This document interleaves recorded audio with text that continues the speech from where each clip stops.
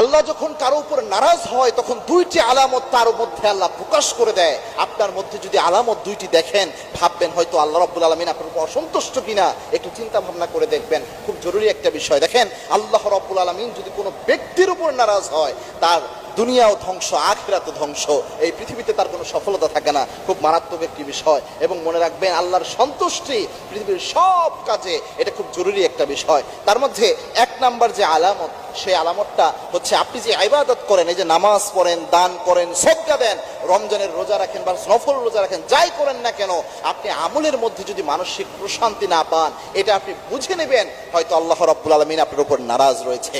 কারণ আল্লাহর হাবিব সাল্লাল্লাহু আলাইহি ওয়াসাল্লামের হাদিস হচ্ছে, আল্লাহ যখন কোনো ব্যক্তির উপর সন্তুষ্ট থাকেন, তাকে আল্লাহ রাব্বুল আলামিন যে কয়টা নিয়ামত দান করেন, তার মধ্যে একটা নিয়ামত হচ্ছে ইবাদত করলে ইবাদতের মধ্যে একটা অন্যরকম প্রশান্তি, মানসিক শান্তি আল্লাহ তারে দিয়ে দেয়। আল্লাহু আকবার।